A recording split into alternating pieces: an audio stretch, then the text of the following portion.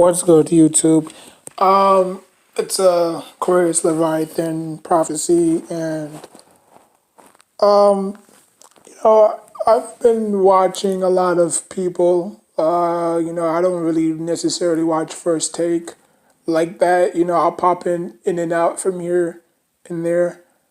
But like when I do, react to those, when I do react to them to their videos, a lot of people seem to hate Molly Curum.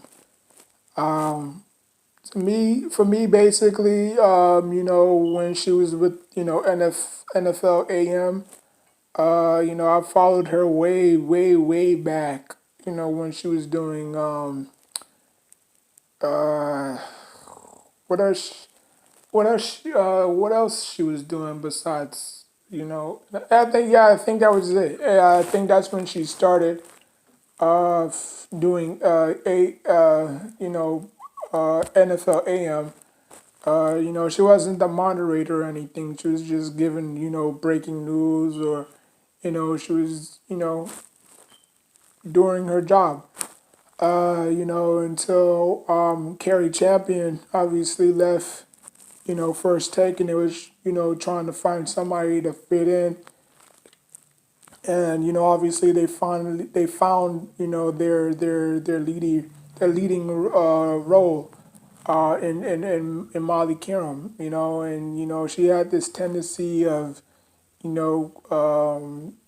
like she would stay in her place, but sometimes she, like sometimes she felt like she had a voice too.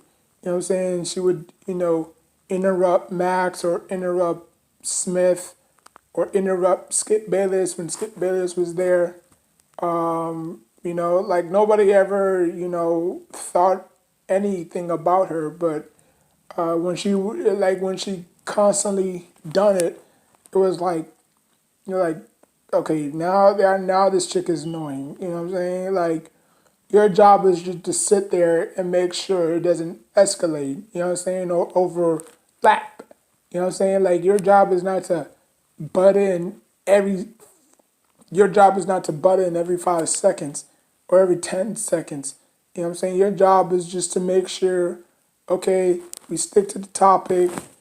Okay, you get 10 minutes apiece, or he gets 10 minutes apiece, or, Smith get 5 minutes apiece, or Skip Bayless gets, 5 minutes apiece to say what they got to say. You know what I'm saying? Whether they're right or wrong, we're not here for you. Okay? We are only there for Molly. I mean, we only there for Skip and Stephen A. I mean, Skip and Stephen A. Now it's obviously Max and Stephen A.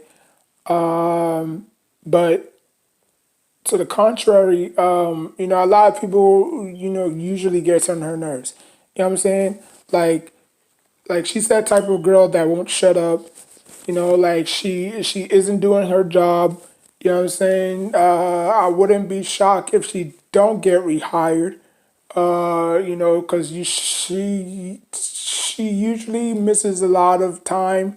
Because I think I was reading a bio of her, and she's suffering from some type of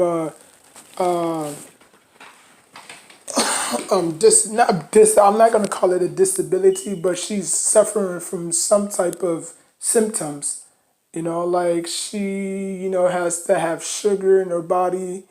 You know what I'm saying? Or it's going like she's gonna go haywire if she don't have, supplements. You know what I'm saying? Like I've seen her in interviews where she talked about it like she would have to literally you know take these injections just to make sure that she's functioning throughout the day, because if she doesn't have that, then obviously her mood swings is going to start going over the place and stuff like that. And then I hear like I mean, I don't know if she has any kids. You know what I'm saying? She probably can't have kids.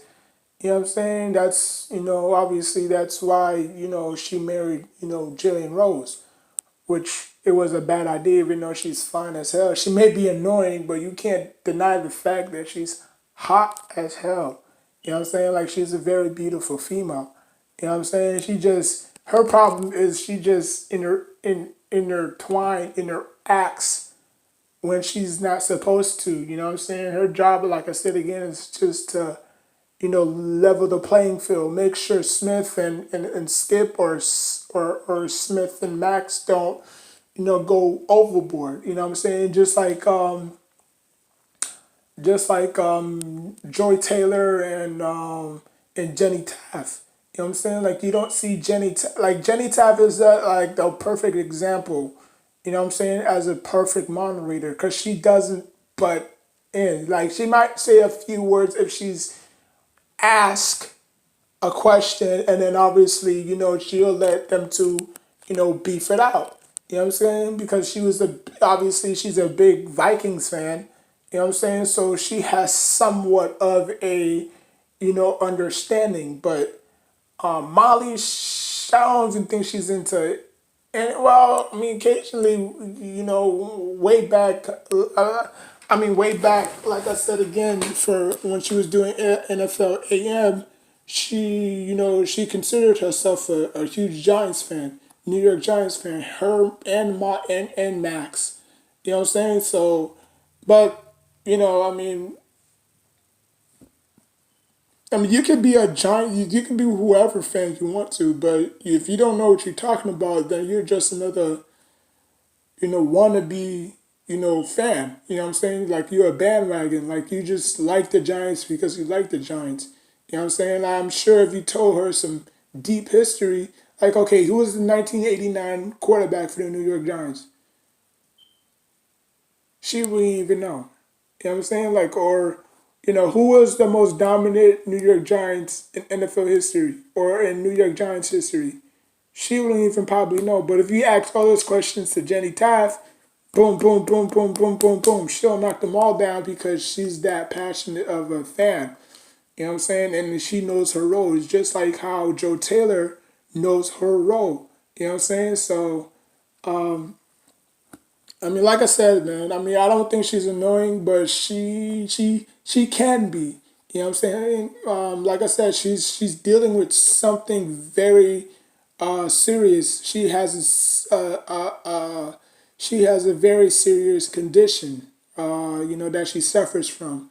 So if you don't believe me, look it up. Look up Molly Karam health condition, or I think just health condition, and then or just look up her bio.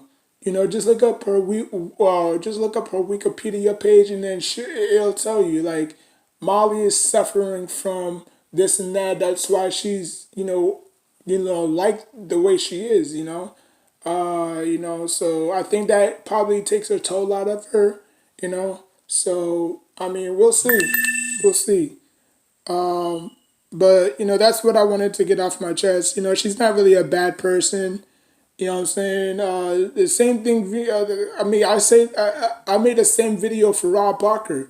You know what I'm saying? Like, a lot of people hate Rob, but you know, I mean, listen. Yeah, the stuff that he says is asinine. It's ludicrous, but it sells. You know what I'm saying? And I think that's his job, was just to say stuff that doesn't make sense half of the time, and then y'all gonna probably get heated and fire back and say, "Oh, Rob is stupid," or "Rob is retarded," or "Rob don't know what he's talking about," or "Rob should jump off a cliff," or this and that and the third. Knowing that he really knows his sports because he's been doing it for so long, sometimes you just run out of stuff to talk about sometimes, like I do it all the time, like uh, occasionally, like if I don't know something, like I'll rumble it off, like, yeah, like, Mayweather's undefeated, or Mike Tyson was the first, person to go undefeated, the youngest, heavyweight champion to go undefeated and stuff. But y'all people might say, "Oh, Mayweather is better. He's quicker. He's faster." Yeah, all it takes is just one punch. You know what I'm saying? Just like Mike Tyson says, Everybody got a plan until they get punched in the mouth. You know what I'm saying? That's the reason why Mayweather has never been touched. He's never been challenged. You know, it's either he faced people that's past his prime or he faces people that's underneath him, you know, or not better as him. You know, because I'm sure if he faced somebody that was superior than him or probably on the same level, he would have probably lost. Okay, sometimes he's just too stubborn to realize that records don't mean shit. You know, sometimes like the saying goes, records are meant to be what broken. You know, like nobody cares if you go 50-0. The Undertaker went 21-0. Bill Goldberg won 173 games. I mean matches without a loss. You know what I'm saying? And Bill Goldberg was facing a whole bunch of nobodies too. You know, like who was Bill Goldberg facing at the time when he went undefeated all those times? He was facing a whole bunch of jobbers. And if you don't believe me, you could look at Bill Goldberg's winning streak, and then like it's long. It's probably like 4 hours long. You know what I'm saying? So he was just facing a whole bunch of nobodies until he got beat by Scott Hall thanks to Kevin Nash. But I mean, that's another video I'll probably do, another day.